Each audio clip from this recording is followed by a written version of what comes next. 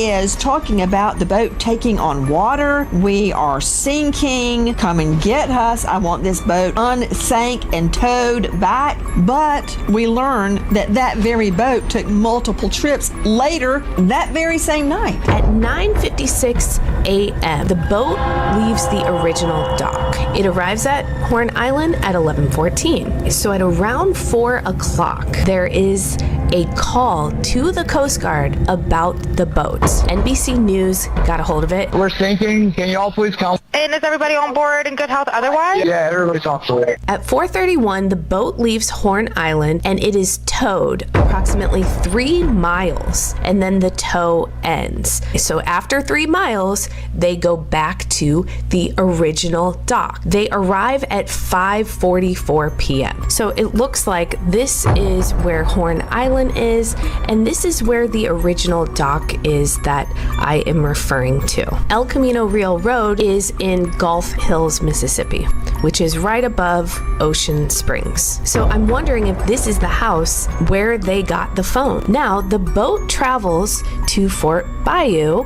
At 6:06, the boat returns to the original dock. Then, from the original dock, the boat goes back to Fort Bayou, and then they go to the boat launch, and it is put onto the trailer and moved by the vehicle. Did they drop people off at the original dock, travel to Fort Bayou, pick somebody up, and go back to that original dock? From there, why was there an hour and 13-minute time gap? This boat was sinking hours before, and then they're just having it docked for an hour and 13 minutes. You would think they'd want to get that boat out of the water.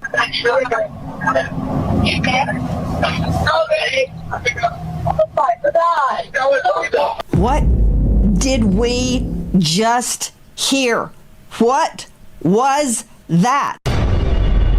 Getting towed out. Yeah. And then where's Nolan in this situation? Well, Nolan was, the last time I saw Nolan was 3 o'clock. And Nolan was cradling a girl in his arms, Katie. Katie. And Katie, Nolan was sitting there, and the last time I saw him, I looked at Nolan, and Nolan was like shaking his head, laughing, and I was like, dude, you crazy. I was like just joking with him. And but anyway, Nolan, that was the last time I laid eyes on him. But when we were leaving, obviously, no one is getting left at the island that came with us unless they demanded to, be there and asked, this is a very common thing at Horn Island. When you're out there, a lot of people ride out there with someone and in with somebody else all the time. I've done that 100 times. It's a very common thing, but Nolan was sitting by the boat with that Katie girl, and my buddy yelled for Nolan, get on the boat. We're leaving. The boat's having issues. And no, he didn't say that, but he was panicking. Nolan, get the F on the boat. Get on the boat. And Nolan said, no, I'm staying out here. I'm going to ride in with somebody else. And it's not uncommon to hear, but it's not like my buddy asked him one time. My buddy asked Nolan multiple times to get on the boat. Nolan, get on the boat. Get on the boat. We're leaving. If you're coming, you got to come now. And Nolan made a decision to stay out on the island. And like he said, How many people heard that?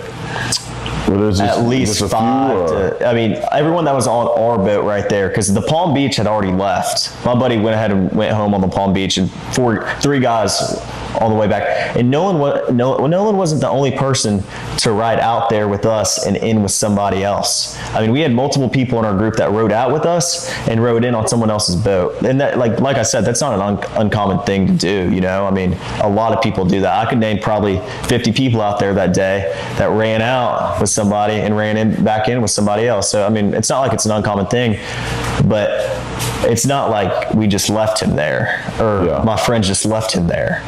Nolan made a decision to stay on the island after my friends asked him multiple times and told him to get on the boat, and he decided to stay.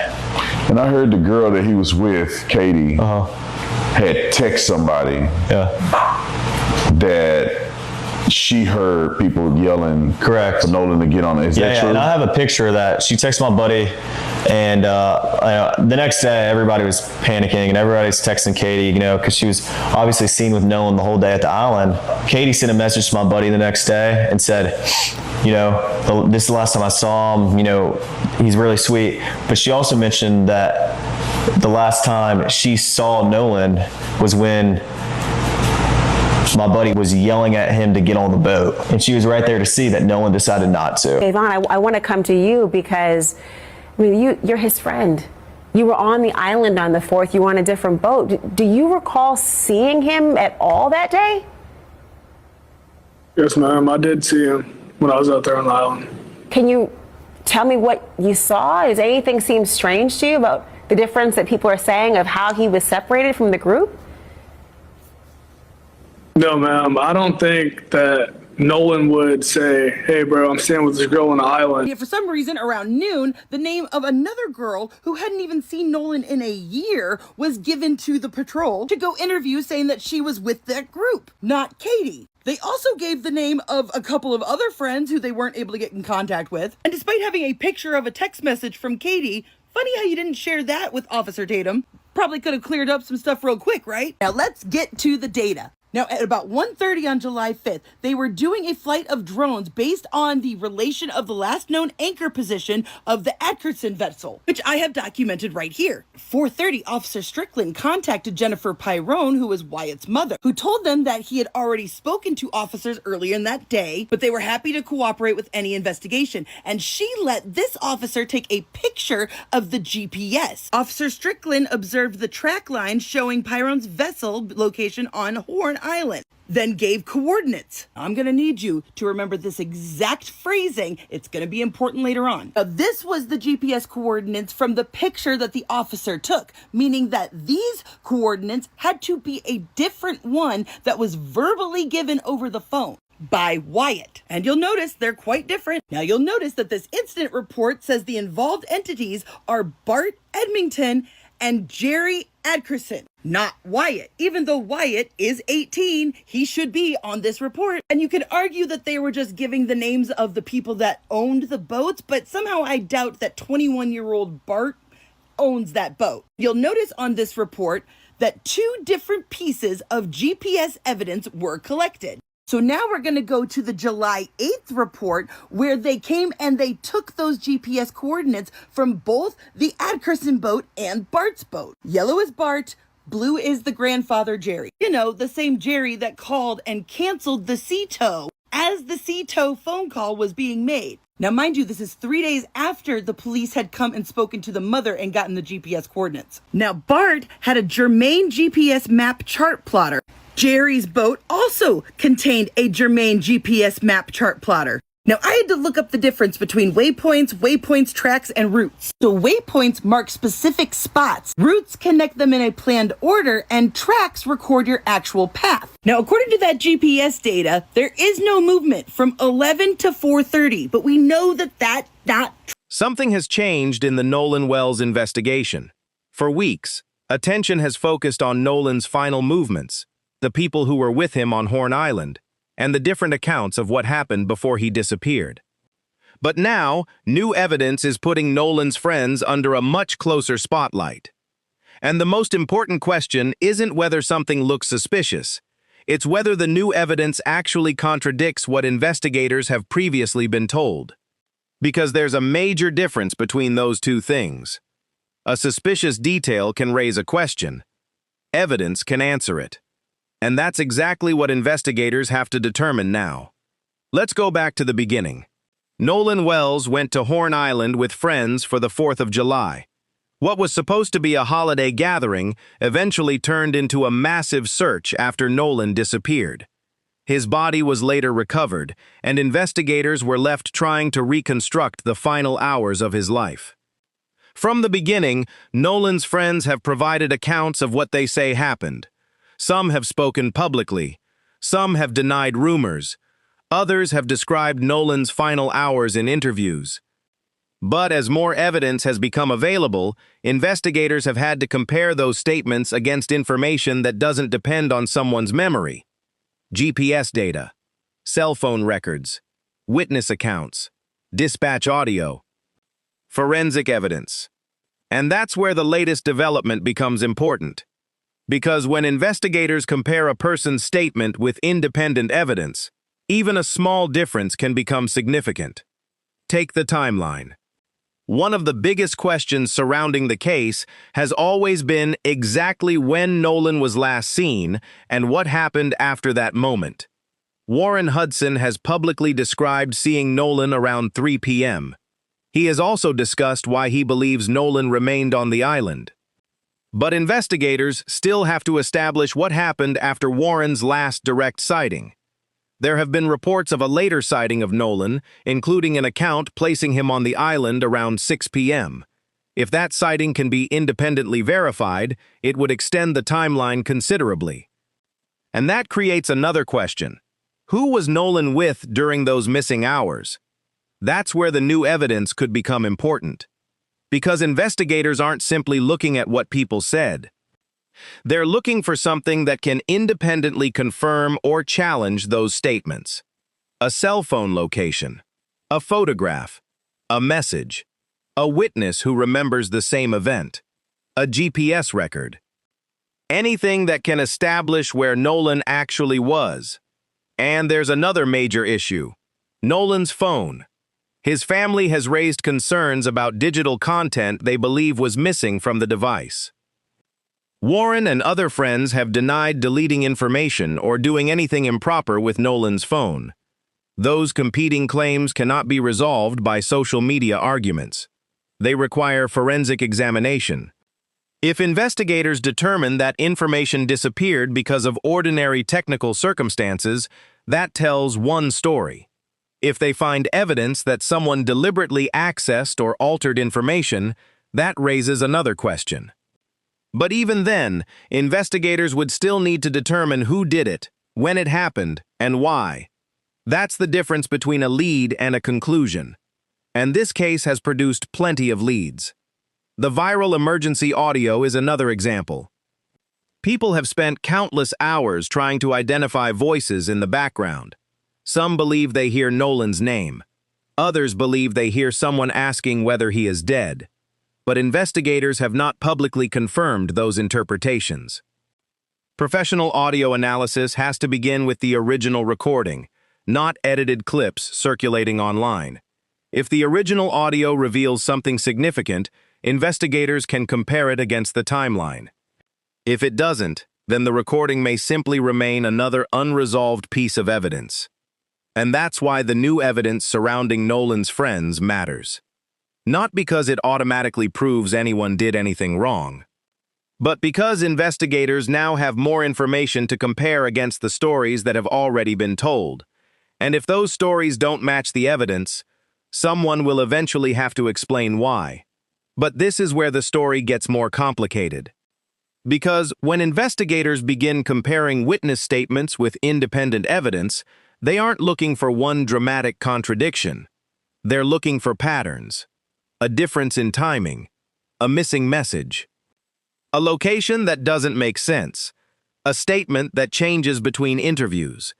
Any one of those details could have an innocent explanation. But when several details begin pointing in the same direction, investigators have to take a much closer look. That's why the timeline surrounding Nolan's final hours remains so important. Warren has publicly described seeing Nolan around 3 p.m. He has explained why he believes Nolan decided to stay behind. And he has discussed what happened as the group prepared to leave Horn Island. But investigators still have to establish what happened after that last direct sighting. The reported later sighting around 6 p.m. is particularly important. If Nolan was actually seen alive at that time, then the window investigators need to reconstruct becomes much larger. And that means there could be information that hasn't yet been made public. Who was nearby? Did anyone speak with Nolan? Did anyone photograph him? Was his phone active? Did a GPS record place him somewhere? These aren't questions that can be answered by watching another interview. They require evidence. And that's why Nolan's digital records could become one of the most important parts of the investigation. His phone has already become the subject of intense public discussion. Nolan's family has raised concerns about missing digital content. The friends connected to the case have denied deleting information or interfering with the device. Again, those are competing claims. But investigators have tools that can potentially determine what happened to the data.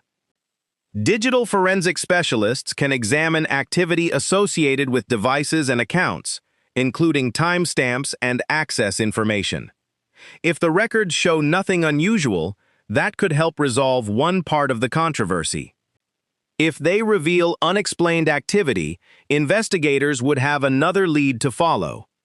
But even unexplained activity isn't automatically proof of a crime. Investigators still need to establish who had access and what actually occurred. Then there's the audio. The emergency dispatch recording remains one of the most discussed pieces of evidence in the entire case. People online have created their own interpretations of the background voices. Some believe the recording contains Nolan's name. Others believe they hear a question about whether he is dead, but those interpretations have not been publicly confirmed by investigators. And forensic audio experts have warned that processed or compressed recordings can sound very different from the original. That's why the original recording matters. If investigators can reliably identify a voice, determine what was said, and establish when it was said, the recording could become extremely valuable. But if the audio isn't clear enough, detectives will have to rely on the other evidence. And that brings us back to the friends. The fact that investigators are examining their statements does not mean investigators have concluded they committed a crime. It means their accounts are part of the timeline. And every timeline has to be tested. If Warren's account matches the GPS data, that's important. If another friend's account matches cell phone records, that's important. If a witness describes seeing Nolan at a particular time and that sighting can be independently confirmed, that's important too. But if two accounts cannot both be true, then investigators have to determine why. That's where this case could eventually turn. Not on one sensational statement, not on a viral video, but on whether the evidence confirms the stories people have been telling. And as more records become available, investigators may finally be able to close some of the biggest gaps in Nolan's timeline. Because the question isn't simply whether Nolan's friends have been exposed. The real question is much more important. Did the new evidence actually contradict what they told investigators? If it did, the next question will be impossible to avoid. Why? And this is where the investigation reaches its most important question. What happens when the stories people have been telling are placed next to the evidence? Because a witness can remember something incorrectly. A timestamp can clarify it. A cell phone record can challenge it. A GPS record can confirm it. And a forensic finding can completely change how investigators understand the timeline. That's why the latest evidence involving Nolan's friends needs to be examined carefully, not as proof of guilt, but as a way of determining whether their accounts remain consistent with everything investigators have discovered. Start with the timeline. Warren has publicly described seeing Nolan around 3 p.m. There is also a reported later sighting that investigators would need to verify independently. Those 2 points create a window that remains critical to understanding Nolan's final hours. If the later sighting is confirmed, investigators have to determine exactly where Nolan was, who was around him, and what happened afterward. That's where digital evidence could become decisive. A cell phone doesn't simply provide a conversation. It can provide timestamps, location information, application activity, photos, messages, and other records that can help reconstruct events. If those records support the accounts given by Nolan's friends, some of the questions surrounding their statements may become easier to answer. But if the records contradict important parts of those accounts, investigators will have to examine the discrepancy. And that's the point people sometimes miss. A contradiction isn't automatically a confession. It's a question. Investigators then have to determine whether there's an innocent explanation or whether the contradiction points towards something more serious. The same applies to the emergency audio. The internet has already reached its own conclusions about what certain background voices supposedly say. But investigators can't operate that way. They need the original recording. They need forensic analysis. And they need to know whether the words people believe they're hearing can actually be established scientifically. If the audio eventually confirms an important statement, that information can be added to the timeline. If it doesn't, then the viral interpretations remain speculation. Meanwhile, Nolan's family continues waiting for answers. For them, the central issue isn't whether one person wins an argument online. It's whether investigators can explain what happened to Nolan after he was last seen alive. That means determining where he was, who he was with, what happened to his phone, what the witnesses actually saw, and ultimately, what caused his death. Those questions remain connected, and that's why every new piece of evidence matters. The investigation doesn't need one spectacular discovery. It needs enough independently verified evidence to establish what happened beyond reasonable doubt if criminal charges are eventually brought. For now, however, the public should be careful about turning investigative questions into accusations. No public evidence currently establishes that Nolan's friends killed him, and unless authorities announce otherwise, allegations circulating online remain allegations. What the evidence may eventually show is still being determined. Perhaps the friends' accounts will ultimately be supported. Perhaps investigators will discover inconsistencies that require further explanation. Or perhaps the most important evidence hasn't even been released yet. That's what makes the next stage of this investigation so important. Because once investigators finish comparing the digital evidence, witness statements, audio, GPS information, and forensic findings, they'll have a much clearer picture of Nolan's final hours. And that is when the unanswered questions may finally begin turning into answers. So the question isn't simply, did Nolan's friends get exposed? The real question is, what does the evidence actually prove? Until that answer comes from investigators, that's the question everyone following this case should keep asking. If you found this documentary informative, share your thoughts in the comments. Which piece of evidence do you think could be most important? The cell phone records, GPS data, witness statements, dispatch audio, or the forensic findings? And subscribe for future updates as verified information becomes available.